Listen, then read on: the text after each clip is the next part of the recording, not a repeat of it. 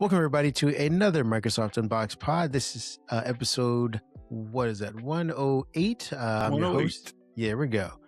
I'm your host, Kareem Anderson. I'm joined by David Allen. Hope everybody's doing well, hanging in there, having a good week. We got maybe not as long as usual, but we still got some good news. We say that every time, but we'll see. We say that every time, and we still hit an hour 15, but I enjoy it either way. Today, we mean it. Yeah, we mean it today. So if we're here for 30 minutes, I'm going to enjoy it. Just to prove so. Good night, everybody. Just kidding. Here's our news for the week. We got some, it's obviously the dog days of summer coming to an end. Kids are going back to school. Teenagers are going off to college. The roads are getting packed with everyone coming back from vacation, starting up work again, unfortunately.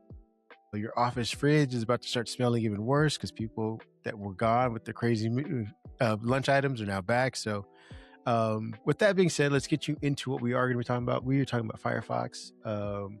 Users can now enjoy GeForce, and we'll explain exactly what that means. And if you are a user of one of those two products, which you can look forward to in the future. We also got YouTube is changing how they count views. We just were talking off mic about this, so we'll circle you guys into this conversation so we can all have a hurricane of frustration about YouTube making an unforced error is what we see this as. Then we'll be talking about your gameplay days. We know you guys love playing games on the weekends, so we'll get you in on what you can play, what you can expect from Xbox. Speaking of Xbox, I got some news about the latest insider build delivering some controls and badge improvements. These are, this is a continuous cadence of small but meaningful user engagement updates that they're bringing to the Xbox. We'll get into all those details and where we think this might be going in the future. Meta has now emerged as Microsoft's biggest AI customer. What we thought were once rivals, especially when Meta was siphoning off the brains of people in AR to, pull them from HoloLens into the metaverse. It seems like these two have warmed up, become partners much faster than Google and Microsoft have. And lastly, Google, speaking of Google, they have a new back to school promotion, and it's basically a drug dealer's format. We'll get you in free. Wow. We'll give you a little taste of the AI, and once you have it, then we'll reel you in and we'll have you for life. With that being said, I'm going to let my partner start off with a rant if he's got one for the week. If not, I definitely have one. Oh, boy. I've got one, but I'm going to keep it short. I know for you longtime followers, I do sim racing, and I've got a little bit of a dedicated sim racing setup. And I am very particular over that for some personal reasons, that everything's got to be just right. Don't touch it. Don't play with it. Don't adjust the settings. Don't unplug nothing. You get the idea. If a kid gets near it, you use the old kid and spray bottle. Exactly. Get away. And for the techies out there, I have Windows updates turned off once I get everything working the way I want to, and I manipulate what gets updated and when. That way there's no surprises. But yesterday, I got one heck of a surprise. I had slid my desk around to clean around it and vacuum and that type of thing. I try to keep a clean environment. And I had got done cleaning. Laptop had not been unplugged or anything. Screen was still on. I was actually thinking of running some practice laps just to get my mind off this crazy world we're living in. So I go over and I says, well, let me, reboot everything, get everything, start everything fresh. So I go over, I hit reboot. It does its thing. It's a Lenovo laptop. I get the, Lenovo splash screen. Windows comes up. I think I'm good to go. Wait a minute. There's no mouse pointer. Ooh. Mouse pointer's gone. Now, before anybody jumps in there, David, something updated. No, I was watching. There was no updates taking place. So there's no mouse pointer. Well, okay, I'll work my way around this. Let me hit the Windows key and go check out, Device Manager and look for things that might be a little off. Hit the Windows key. Wait, no, Windows key doesn't work either. Uh-oh. So you reboot, you go into the BIOS, and okay, mouse works in there, keyboard works in there. So we eliminate a hardware problem right off the bat. All right, reboot again. No mouse, no keyboard, no nothing. So I do what Microsoft wants me to do. I pull up AI. No. They want you to buy a new laptop, sir. Well, that's what they want me to do, but they have to take what I can afford. So I use Copilot. I pull up my, Copilot. I start typing this in. It says, restart the desktop service, do this, this could be wrong, that could be wrong. Long story short, I spent over 2 hours going through the troubleshooting list. That machine is to my left over here. It still has no working mouse and keyboard. So I find in Windows. So I finally got to the point where Copilot actually suggests that I reset this PC to factory default settings because something has gone wrong with the input logic in Windows that has caused this to happen. Now, can somebody explain to me, please, how this happens when you do not apply updates? I mean, it sounds like you got the equivalent of an STD from trying to reboot. This is what happens, ladies and gentlemen, when you use Windows without protection. He had it logged off. He had it secure. I did. And then my man got a little feisty, a little fidgety in his heels and decided, I'm going to reboot. This is what happens again when you use Windows without protection. You're going to catch something and you won't know where or how you got it. It's the worst part. And just to be clear, I do not, somebody's going to email me this and ask me this. There are no other softwares on this computer. It's sim racing and sim racing tools. None of those automatically update. That's all that's on this PC. That's it. Yeah, you sound like a spouse who got cheated on, doesn't realize it. You're asking your partner, how did I catch this? It wasn't me. I didn't do anything wrong. It's got to be you. And Windows is a culprit, and it's not going to speak up. It's not going to be honest. Well, I don't know how to answer your question, my friend. Someone's going to have to chime in. I have a question for you. Sure. How the heck did we get from Racing Simulator to STDs? The same way it always happens, my friend. Windows. It's a conduit. I have a quick bit of a rant. I don't know if I'll be quick, but I'll try to. We're already 8 minutes in. My rant is actually about Grand Theft Auto and the stage of gaming that we're in. And it is all this one. money up front. For those of you who might be living under a rock or who are stuck, perhaps you prefer Red Dead Redemption. Maybe you're not a Grand Theft Auto fan, but for those of us who've been waiting for the last 10 years, I believe, to get a new Grand Theft Auto, it is here. Everyone's super excited, but I think there's an underlying darkness with this that's coming, and I don't think a lot of people appreciate it. They announced the game. We still have yet to see actual game footage, but pre-sales have been going on for at least 2 weeks. I want to first rant about the idiots who are buying pre-sales for a digital-only device. They're not going to run it. I saw a post today on Facebook where a guy was, he was all excited that he posted his receipt up there and he, whited out the things.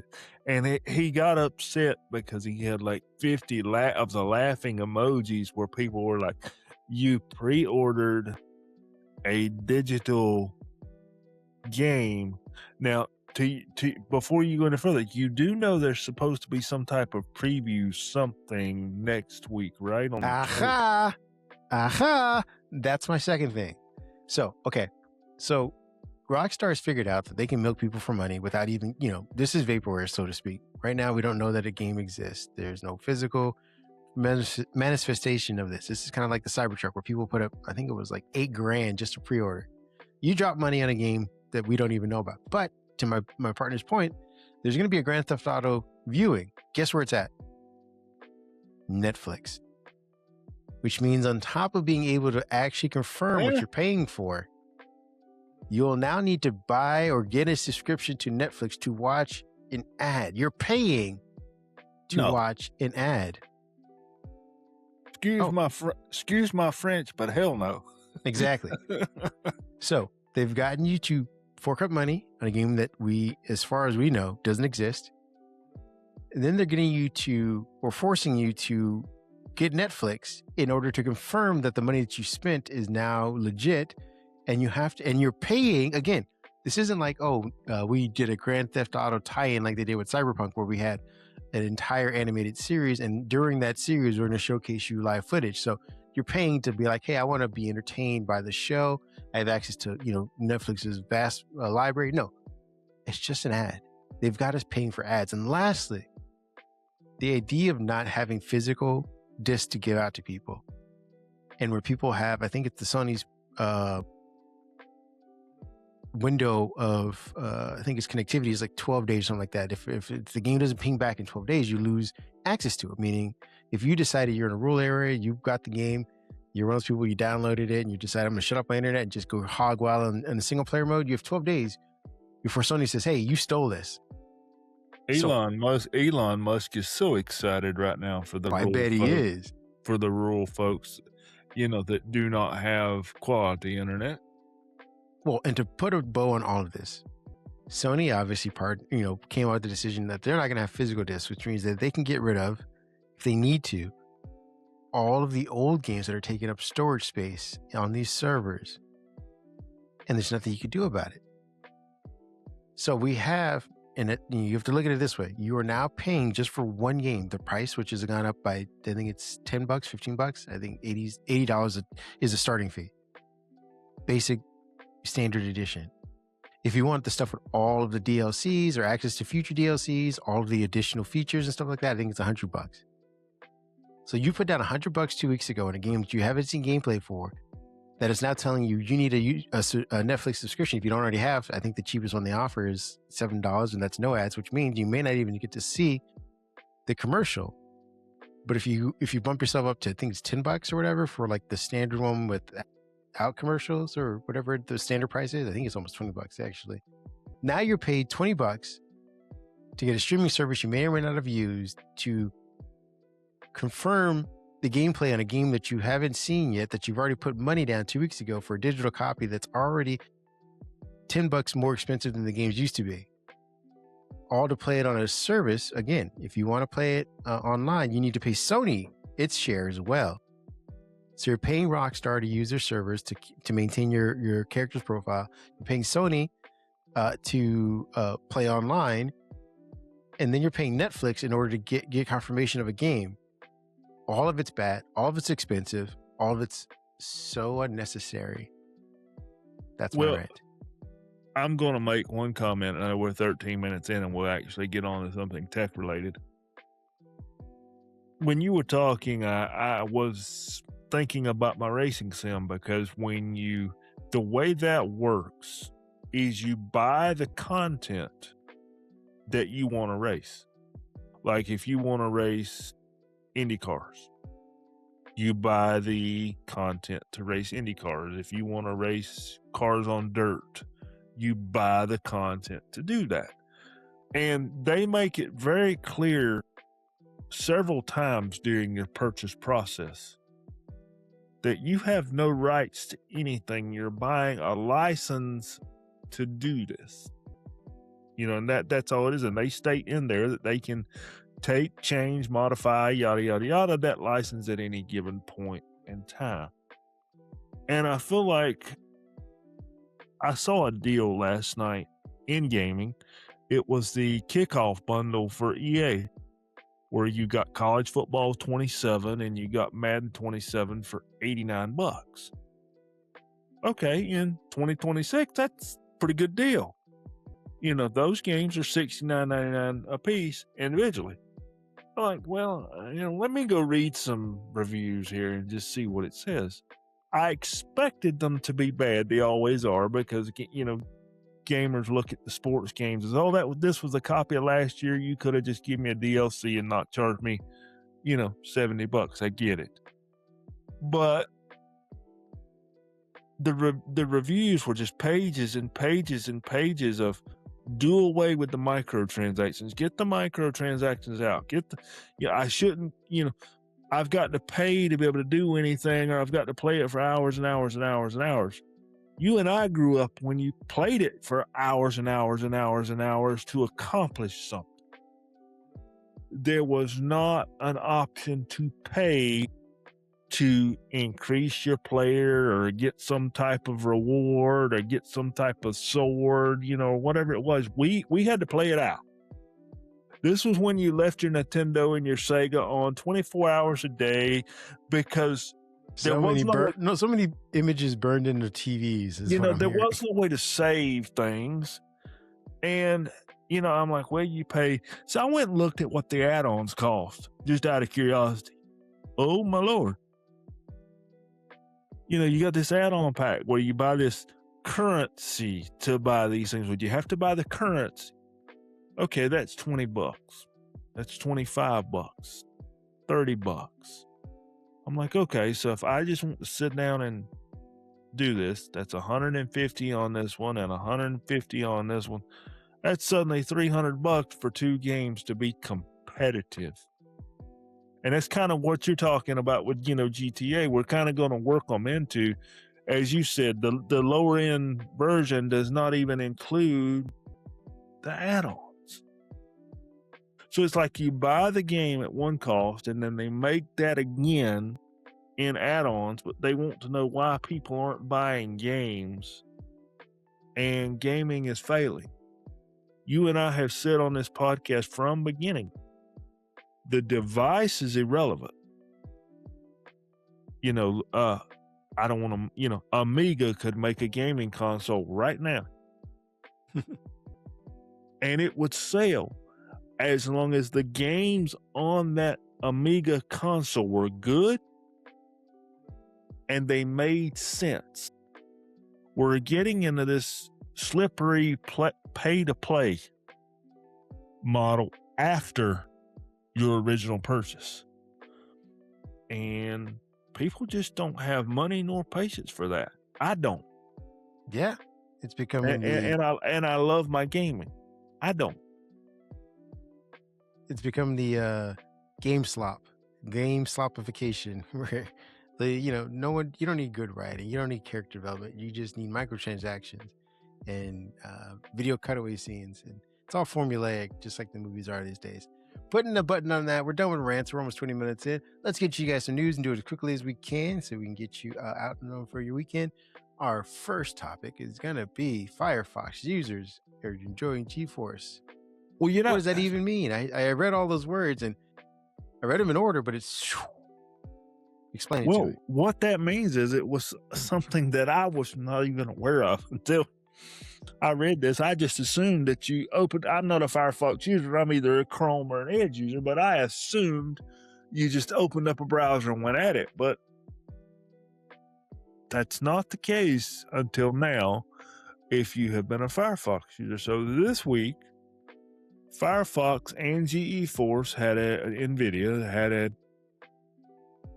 together announcement saying, yes, you can now enjoy the GeForce Now streaming service in Firefox. Now, there was a spokesman from NVIDIA that said cloud gaming is one of the biggest challenges for any browser, and months of collaboration and engineering between Mozilla, the makers of Firefox, and it took months to make. I can't even get it out. Let's see. Months of collaboration and engineering between Mozilla and NVIDIA were needed to make it a reality for gamers. The result is a responsive, smooth gameplay experience that matches the GeForce Now expectation. So, long story short, if you go to play.geforcenow.com and sign in with your account, you can now access the interface, which you could access the interface before, you just could not play any games. So if you're a Firefox user, the quick way to play GeForce Now is through a browser. I have used GeForce Now several times. But if you are a Firefox user, for the few of you that's left, I didn't even know Firefox was still out there, to tell you the truth. How dare you, sir? How dare you? You can enjoy GeForce Now, and I'm not picking on Firefox for that. I'm glad that they have updated their services and made the necessary adjustment for people to be able to enjoy this experience. But I did not know until I saw this headline this week that Firefox had been left out of this experience. Yeah, I got nothing more to say to add to that. So I'm going to move on to the next topic. Speaking of adding stuff, Xbox Insiders, the latest build delivers save controls, and badge improvements. For those of you who are on the experimental phase, you should see a new ability to view, sort, and delete unused local game files from settings. That's big. Again, we've been looking for local management of games for a while because we want to get beyond this constantly streaming, never physical, on borrowed time because of server capacity experiences that we're getting these days. This is actually a benefit for Xbox Insiders. Ironically speaking of cloud, there are cloud backups that remain untouched of games. So if you have, 70 hours in Red Dead Redemption, stuff like that, a lot of that will be saved in the cloud in case anything happens with the game physically. Addresses and long-standing pain points for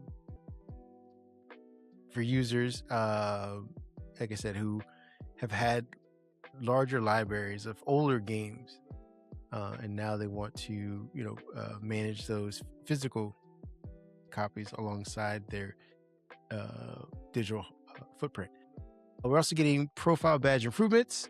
Every badge now includes a high resolution artwork and contextual details. Badges become more readable over time. It's just, I guess, somehow Microsoft is doing some of the upscaling and putting a little emphasis in badges. They would kind of be left untouched or even enthusiastically described in any sort of capacity. So it's good that they're, acknowledging that that's a major part of Xbox gamers' lived experiences.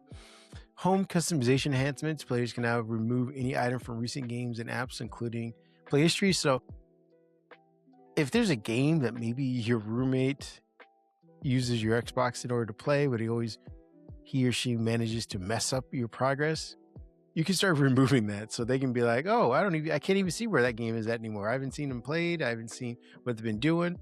If you are competitive with your partner, spouse, and they want to see if you've been playing a certain game when they haven't been around, another way to hide certain things.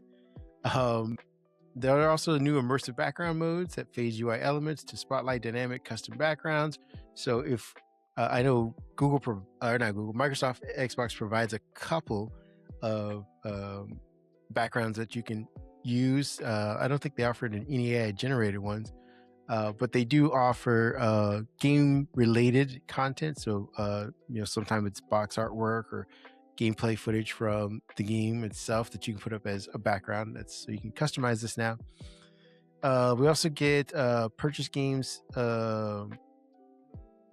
automatically disappear from the wish list, so you don't have that doubling up of like, hey, did I actually buy that game when it was on sale? My wish list says I didn't. So once you actually do purchase it, it's gone. Keep you up to date.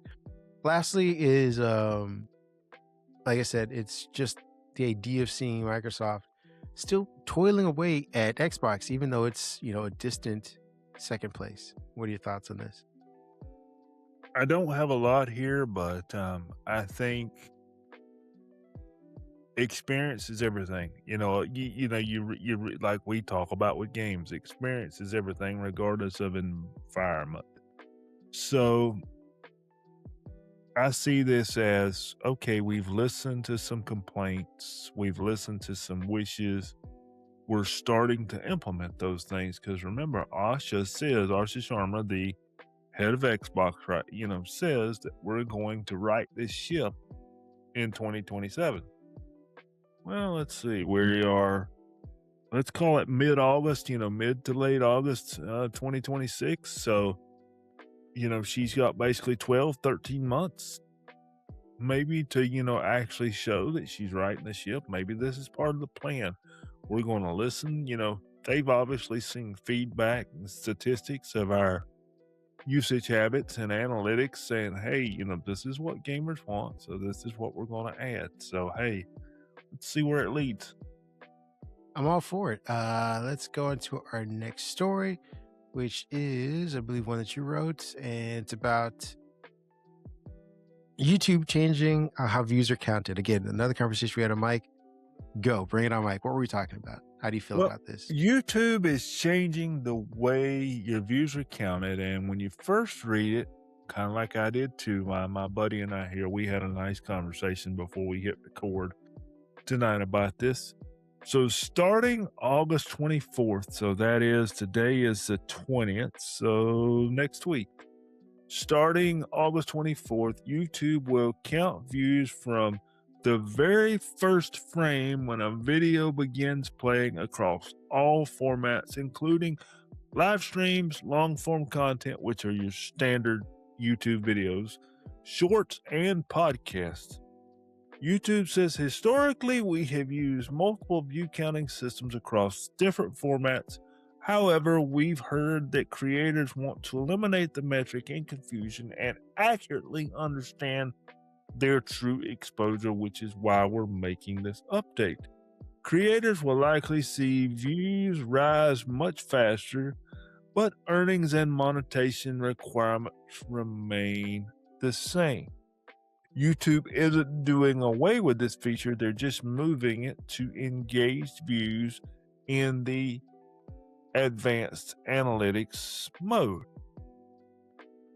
When you first hear this, you think, wow, somebody's going to click my video, and if they don't like it, just play it for a second so I can get that view count and get closer to monetization, making that content creator cash and living the dream. But you brought things to my attention that I had not seen yet after writing this up, that you had read from watching and listening to other videos and other podcasts, that this may not be such a great thing because it's going to change how brand partnerships are done. It's going to, possibly hurt, quote, big creators that are used to getting that extra income. You even brought something up that it could bring in AI to do things. So if you kind of want to touch on some of the things that you brought up and what some of your thoughts are, I'll fill in some blanks here. We had a good conversation, and we'll see if we can shorten it up for our listeners and our viewers here, that hopefully they have clicked on us and watched us for a second or two by the 24th. Yeah, I'm gonna keep it short. Thank you for asking, but it seems like all of this is bad, and my views are a little tainted because I was reading and listening to YouTubers and influencers and people who create content who are upset about this. So I'm sure there's a legitimate curiosity for this move, and I'm sure there'll be some people applauding it, but for the most part, it seems like an unforced error, because what they're doing is they're saying, hey, Meta, remember when everyone dropped your video platform because you lied about the view counts? Hold my beer. That's exactly what they're doing with this. YouTube decided, Yep, we're going to, in the effort of helping people, quote unquote, helping people, because again, it's harder to get into the YouTube partner program as is, but if we start boosting through a relatively low bar threshold of what we consider a view, this will help you get into the program, because you can say, hey, what video, when I had legit views on it, would get me 6,000 views. Now I can go up to, partners and say, look, my view count is 500,000.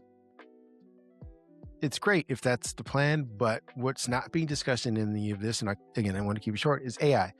AI, those of you who've been, watching YouTube and things like that, you're basically, half of your experience, I'm sure, when you scroll through it, are just videos, static videos of people just describing certain things. That's considered AI. I consider it AI. It's not meaningful in any way. It doesn't offer any perspectives.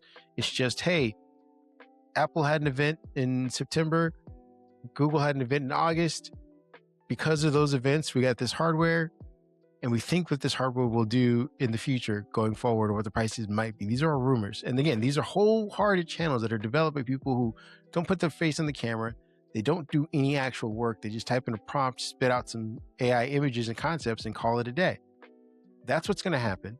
It's going to happen. It's been happening in shorts. It's going to happen in long form video, unfortunately. And people who created long form video will need to find a new platform in order to understand what their actual user engagements are, if they are going to go forward and try and monetize themselves, have people monetize their channels or their content, because it's all about to get wacky.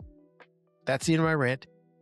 We can move on to stories. Another one we got, it's my story actually. It is Google using their new promotion for back to school. Essentially, they're offering eligible college students 1 year free of premium Google AI plans. US students receive the pro version of it, which is normally $19.99, for free. International students will get AI Pros access to Google's most advanced Gemini models as well. And this also includes about 5 terabytes of storage for those of you who are like, maybe I need to go back to school, save that $19. I was going to say, they're tossing in storage, which again is a well-known reason why a lot of college students run out of money, is because they need to have swappable storage Wait. I've got you just said college. I'm having a little fun. You just said college students run out of money because of storage issues. Boy, are we old. we live in a society, my friend. That's all I can say. Some people are, I'm saying with the prices of storage now, we're definitely going to be seeing people eating ramen and saying it's because I thought it was beer and alcohol is what I thought. We have a society, and you can see this in the writings too. Younger generations are drinking less, unfortunately. True. I'm sure they are. To hear that. Well, I'm sure they've swapped it with vaping and doing shrooms or whatever. But alcohol, the old moonshine days, looks like they're coming to an end for those young people. Last but not least, I believe the international AI Plus models come with 400 gigabytes of storage, not 5 terabytes. So if you live in the US, good for you. If you live somewhere else, good for you, because you're not in the US. Additional bundles will come with discounted packages pairing Google AI Pro Plus, YouTube Premium, and up to 70% off. So if you decide like, hey, I don't need the storage, you could swap that for a package that has YouTube Premium or YouTube Music instead, or YouTube Premium, where you watch it without ads. What are your thoughts on Google coming aggressively hard and doing the drug dealer strategy of giving it to you for free for a year and hook you in? This isn't new either. Microsoft always, most OEMs bundle 6 months of Office for free in that same exact sort of way. Do you think this will help Google in the long term capture people who might have been AI skeptic because now they don't have to pay for it? Or is this a sign showing that, hey, we need to justify our cost, and if we can just say that this many people are using it because it's free, we can justify our build outs and what we're telling investors, and why where that cash pile of burning money is actually going? Well, I think it's a little bit of both, because I was actually thinking about this when we were talking about it earlier a little bit. College students 4 years ago, they didn't get the quote full AI experience.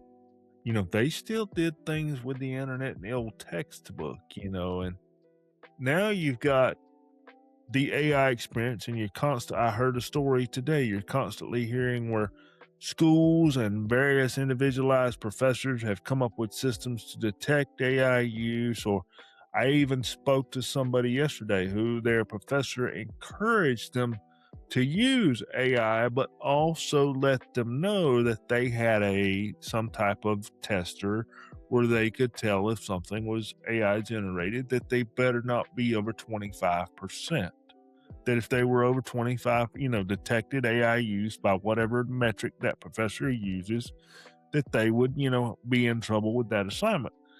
And from Google's point of view, I think they're looking at the 4-year college student with this thing here, because if you get them hooked in now, the freshmen are moving into their dorms for the first time. They're taking their technology. They're learning the college environment. You and I went through those days, different technology, different type of life, but we went through it.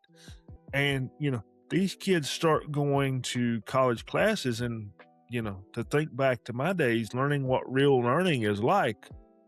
Well, wow. I just got an English paper or engineering assignment, and I don't have any clue what to do. And the professor was vague. Well, they're vague to make you learn, to make you dig, to make you be resourceful. But I've got this free Google AI subscription over here, and that makes me feel better. It makes me feel more comfortable, more confident in what this professor's asking of me, because I'm a brand new student. I'm new to college, and I don't want to screw this up. That's kind of the thought process that they're going through. So, Google gets them over there and they start typing. Well, guess what? It's free, but there's still limits. So if this college student has 3 or 4 classes that they're using Gemini 4 and we're generating code, maybe we're generating diagrams, well, what if you hit that limit? Mom, Dad, I need to upgrade the Google subscription. Well, what did Google just do? To your point, they did the old drug dealer approach. They got you hooked in. It's a way to get college kids comfortable. It's also a way for them to impose limits, because they're smart enough to realize it's not just one class that college students are going to use it for. They're going to use this for as many classes as they can. So they're going to hit that limit. Well, what did Google change recently? It's not daily limits anymore. It's monthly limits. So, again, let me call Mom and Dad. Dad, Mom, my Gemini, son, daughter, all we can do is you create another Google account, or we can upgrade you to Google Ultra for $150 a month, I believe it is. Wow. So from a business point of view, I see some things that Google's thinking about here. And, we're in that point with AI where we, as you said, we need that number on that spreadsheet to make that investor happy. And we can also show that the number of users has gone up. We want to show maybe how much they're paying, and then how many ultra subscribers we gain. Because did you notice they're not giving them the pro package, which is below, for like $4.99 a month, where it's a couple terabytes and you get Google AI Pro. No, it's a premium, the $19.99 a month. I have it. I know where those limits are. College kids are going to hit those limits, guaranteed.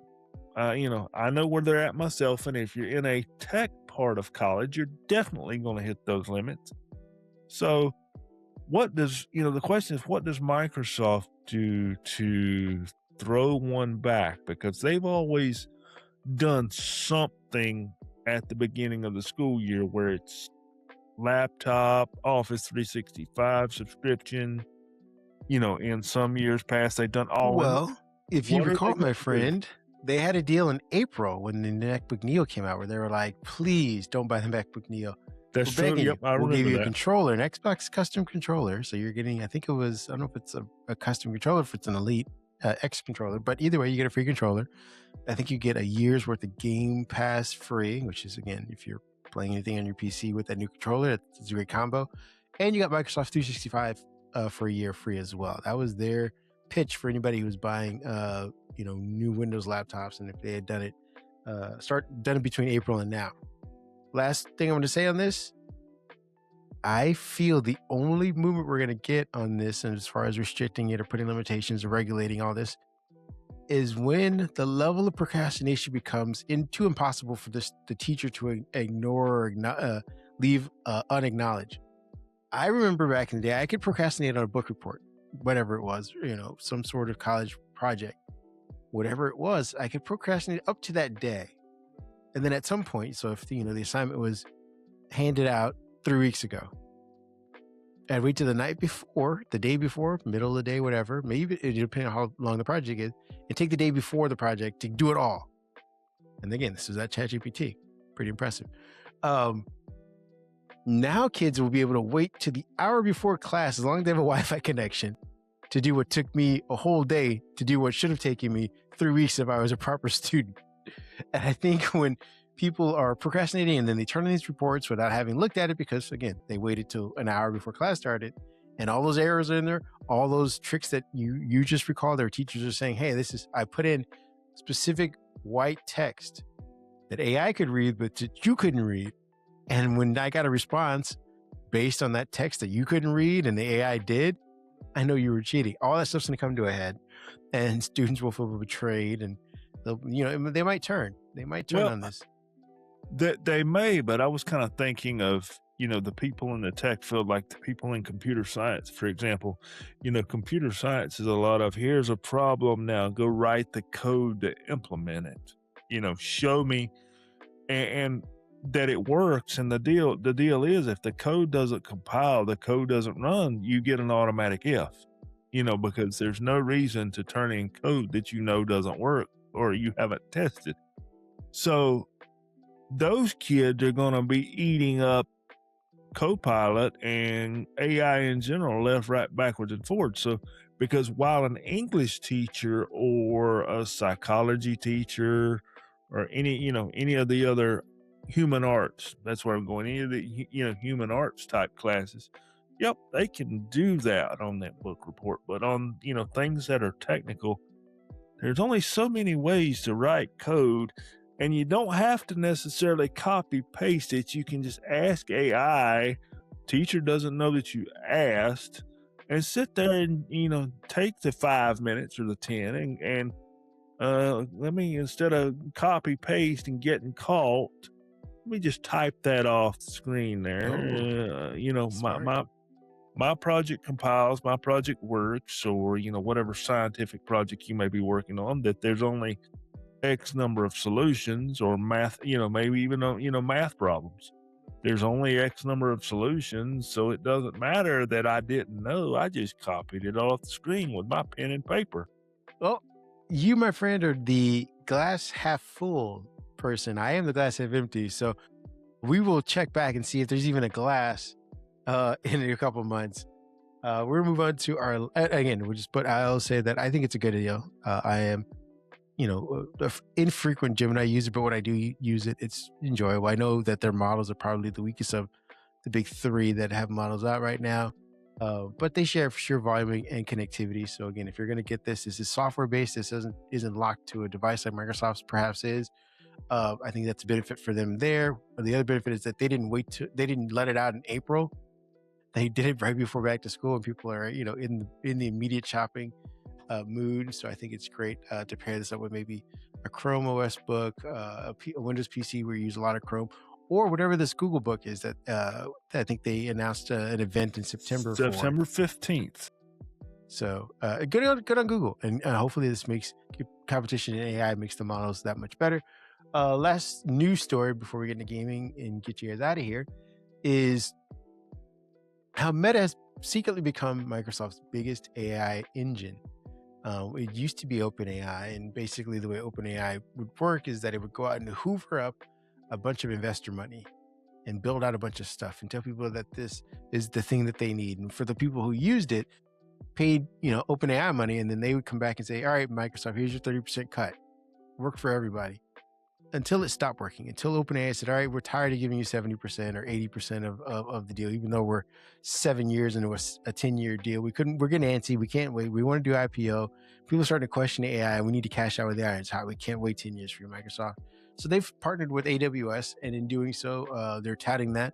And it looks like, and the reason why Microsoft's been so diplomatic about this perceived breakup, where Sam Altman's going on talking about how much he loves Amazon, how much you can't wait to get away from Microsoft. Microsoft said, okay, fine. You do what you need to do.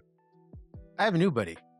Name's Meta, and the details of this Meta deal basically are that I believe Meta will be paying upwards of hundreds of millions of dollars to use Azure models to reinforce the compute, and they're going to use their servers and cloud storage for all of that as well. Um, what are your thoughts on Meta taking over or OpenAI's position in relation to how Meta and Microsoft and Google all sort of compete on various things at various times, to have Meta be your biggest one? And the last part of this question, and it's like a three-parter, but is this, I think it was the term, what is it? Aurora Borealis is the lights.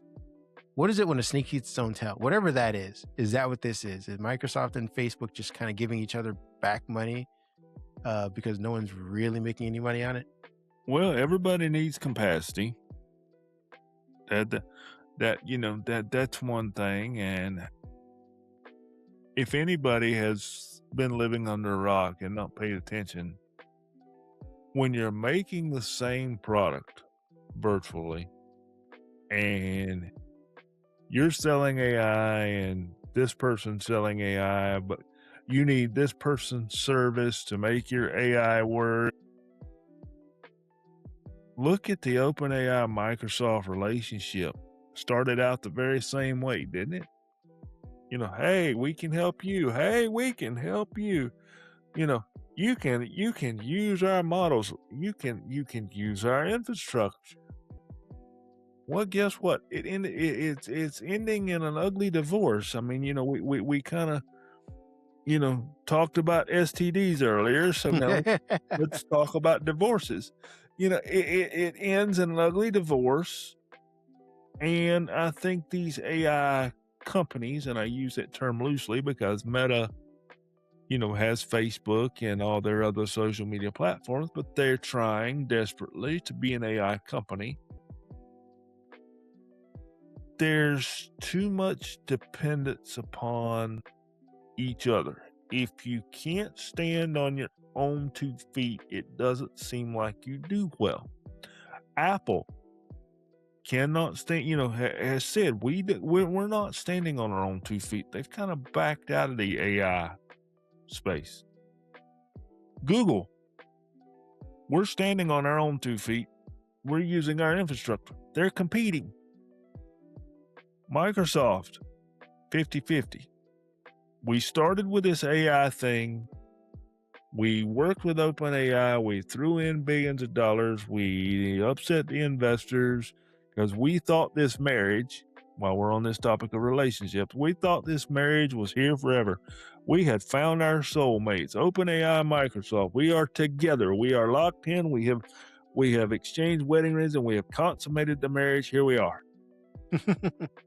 And we see what's happened. That they have slowly drifted apart. Well, Microsoft went out and found a new lover. Let's call it what it is. They found a new lover. They got Meta in there. So how long's this relationship gonna last before they kick Meta out?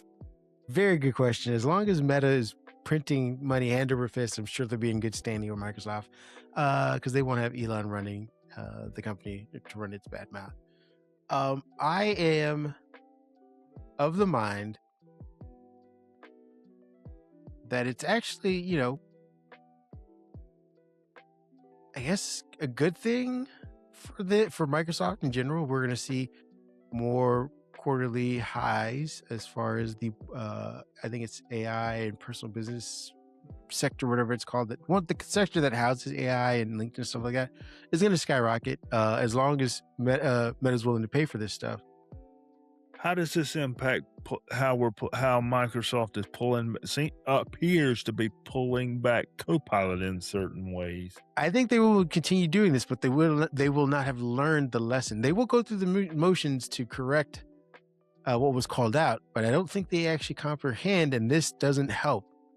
The idea that is, hey, users told you we didn't want this, and you're starting to see and feel like, wait a second, maybe they don't want it. Not only are more politicians coming out trying to regulate it, but two, investors are now saying, hey, show me the money. Where is this going? And now, when they were right on the cusp of saying, oh, you know what, we don't even actually know where it's going, Meta came in and said, hey, I'll bail you out. So now they're going to tell investors, oh, the money, it's coming from all of our partners combined, which again, Meta being the biggest one of that pie, all finding ways to generate revenue and give us money. So don't you guys worry about the AI bubble. They're using it. They're using it for something great. The last thing to end on is, remember the metaverse.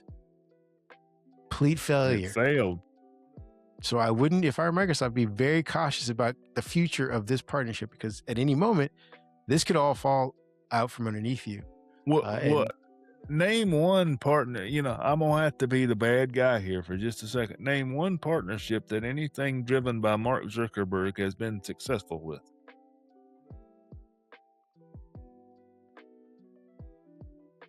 Nothing I can think of that was built by him, but I do believe that Instagram is relative success. Threads are relative success. He bought Instagram. Yeah. I forgot how they did Threads, but they put that together on a shoestring budget as well. So those are the two things that I would say have done well for them. They put that together, if you remember, when Twitter was going through Right, exactly. possible bankruptcy, Elon Musk taking over, and people were looking at No. That's the crazy part. And the correct here, I think, and maybe I need a correction, but the usage skyrocketed when Elon, the Nazi, came out and started sig-heiling everything. And people were like, oh, I don't necessarily want to be associated with that. They need a place to go. A lot of people ran to Blue Sky. A lot of people ran to Threads. You know where they didn't run? Mastodon. And that's when Threads came out. Threads was part of the Fediverse. You're right. And people were experimenting again. And I think it's the same sort of theme. People were tired of Twitter or X or whatever. So they were looking for a replacement. And Mastodon, they tried out, I want to say it was almost 9 months before Elon went off the deep end and kind of harpooned Twitter. And Threads was built out of that. And no one really knew what to do with it. And so a lot of people, the numbers skyrocketed because they tied it to your Instagram account. They're like, we have this new product. Yep, I remember that. If you have an Instagram account, you get a Threads account automatically. It's built for you. All you have to do is click I accept, and then you're off and running. So the numbers skyrocketed because all the users from Instagram were automatically given a Threads account. Then it stalled out because nobody knew what to do with the platform. Then Blue Sky came around as a competitor. People started getting more comfortable with that. They got more comfortable with Discord. Then they came back around to Threads saying, all right, well, we'll give this a shot because, again, you can cross-post a lot of stuff from one to the other very easily. So, the term I was looking for was Aurora Boreas, not Aurora Borealis, which is the Northern Lights. Aurora Boreas is when a snake eats its own tail. And I think that's what's happening here. And, Ed Zitron and some other people who have been on the AI beat have said this for a long time. It's the same $2 billion getting handed off to a different player of the big seven, or forget what they're called or whatever. But if Amazon makes a deal with OpenAI, they give them that $2 billion. And OpenAI says, hey, Microsoft, here's what I owe you. Then Microsoft says, hey, we need to build out more data centers for AI and for people to use Azure. So they put the money into the ground. Then those people that need it are saying, hey, Microsoft, pull their money out of the ground. Let us use your servers. And Microsoft hands them some money as well. And it all just keeps going around and around. Enough of the news. We're hopefully coming in under an hour. We are going to talk about our last thing. And this is David's Corner. This is his happy place. Yes, it is. We're talking about gaming, ladies and gentlemen. What do we got for free play games this weekend for everybody? Well, free play games this weekend is going to be pretty good. We have 3 choices here. We've got, and we do have for those that are interested, the Modern Warfare 4 beta for Call of Duty. You can that's going on this weekend, all weekend long. You can throw that in there. The early access for those that have pre-ordered started today, and the normal access picks up tomorrow, I do believe. But for free play days, we've got 3 choices. We've got Train Sim 6 Standard Edition, master iconic trains across detailed routes, including the Dulwich seawall and the high-speed that's a word. Yeah, that's a word. I like that. That is one good way to describe a word. That's a word, ladies and gentlemen. You heard it here first from our crackpot reporter, David on the scene. What was that again?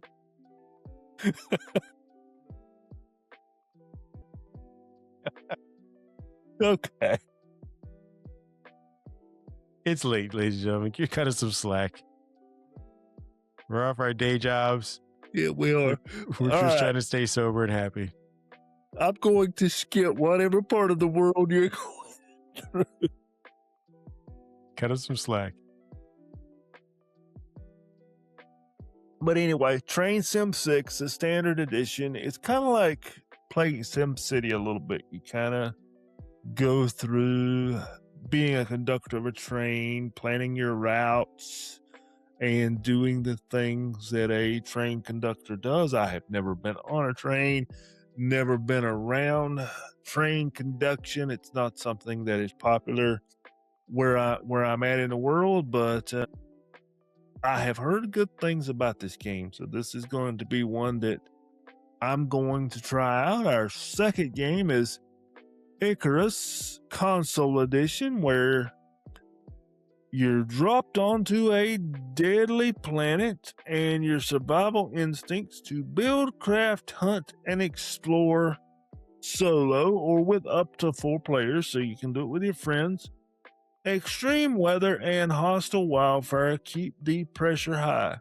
For a limited time, players can save up to 30% on the game DLC.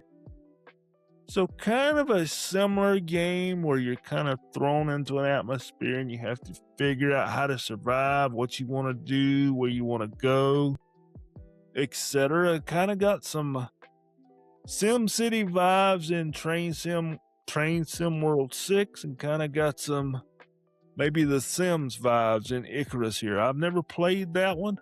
I've heard good things about it. And the last one, our third one, is Linked Banner of the Spark. A different mix of games here with a cozy life sim progression. So sim is mentioned in this one. Battle robot swarms, defeat tough bosses, and use their parts to upgrade your home base. Whether you prefer combat or community building, there's always something to contribute to this charming RPG. Now, I did not, before anybody calls me out on it, I did not post any pricing on this. I usually talk about the sales, but ironically, none of these 3 games were on sale this week. So Microsoft wants to make sure they get maximum cash on these 3. Maybe that's a part of our economic conditions. Microsoft has said, yep, we gotta pay for the memory to run those Xbox servers. We gotta pay for that RAM. So no discounts this week. It all comes full circle. You know, these are full price games. They ranged between $39.99 and $49.99 when I looked them up, and I did double check later in the day to make sure that no discounts had been posted. There were no discounts in the Xbox store because I turned my Xbox on and looked these up before we filmed our episode just to make sure that I wasn't missing before he raw dogged the internet. He checked to make sure, at least on this device. Yeah, I did. You know, I checked to be sure because it's kind of weird that Microsoft doesn't put some type of discount on free play days. But then again, maybe we'll wake up in the morning and they have put a discount on there. If so, I will go back and update the post. But I'm going to try all 3 of these, I think, this weekend, just to try them out. Train Sim World sounds kind of interesting.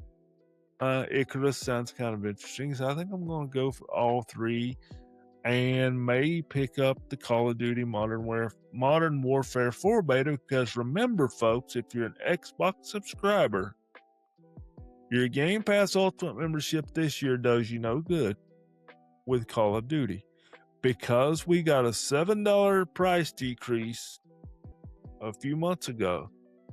We no longer get Call of Duty as part of Game Pass, so you're going to have to put down that $69.99 minimum for the standard edition to get Call of Duty this year. So some of us are going to have to make a choice, I think.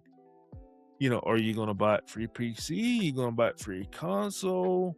Because if you buy one, you don't automatically get the other one, I don't think. So something I have enjoyed for the last couple of years is I had Game Pass. I automatically got both. So whatever I felt like playing, I could pick up, and go wherever my friends wanted to play. Or, if I had a friend, doesn't have a gaming PC, they want to play on console, we could get on console and go. But this year's going to be different. So I'm going to be checking out the beta a little bit. Maybe, is it worth $70? That's a decision. I was thinking about that tonight. I haven't paid $70 for a game in a long time. A long time. That is the new norm, my friend. The new norm, $70 and up. It is, and I'm a Game Pass user, 100% through and through. Microsoft gets their $22 a month from me, but I feel like for my use habits, I feel like most months, not every month, life happens, but I feel like most months I get my $22 back or better out of the service because I try something that I may not purchase, or I play something that I would have purchased. Okay, that's a $70 game, and when I'm done with it, I'm done with it. I don't feel obligated to go, I paid $70 on that. I need to go pick that back up and give that another go, or really try to get past that level. I don't feel that obligation, but Call of Duty is going to hit me kind of different this year. I think, Microsoft is getting ready to see, did we make the right decision by throwing Call of Duty out of Game Pass and telling gamers they were not going to see it on Game Pass till a year later? Yeah, well, that being said, where can people find you if they want to play a game with you this weekend? Well, you can play a game, you can fuss at me, you can talk to me, I don't care. I'm David PAJ over on the Blue Sky, or David PAJ on the Twitch. I was on Twitch tonight. Is Thursday night. I was on Twitch last night. I had some folks stop by. I was on Twitch Tuesday night. Had a few folks stop by. We were playing Call of Duty the latest Black Ops 7. Yep, that's it. We were playing. I had some buddies that wanted to play Black Ops 7 for a little while, so we gave our viewers some laughter for about 60 to 90 minutes because we're just old men in today's world trying to play a game. So, we got some laughing and probably some curse words, but we had a good time. So drop by, watch, laugh. We don't care. Cool. Yeah, I will be busy celebrating a birthday this weekend, but in the off chance you do reach me, it'll be at Happy Hulk. He'll be having cakes. What he's trying to tell us, folks. He'll be having cake. And I'm hoping it's a good one. But we let a 10-year-old pick, so who knows? You can find me at Happy Hulk on X or Twitter, formerly, or I will continue to call it Twitter.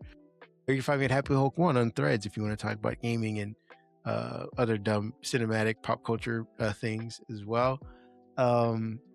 That's it, ladies and gentlemen. We are out roughly around the same time. We want to thank you guys for joining us. We will have more Xbox news next week. Go out and enjoy your last few handful of days before you're back into the mundane, getting up early, getting everyone out the door, coming home late, getting everyone fed, and starting it all over again cycle. And the weather cooling off and the days are getting shorter. We're kind of getting into that, what I call the cranky season. So enjoy it.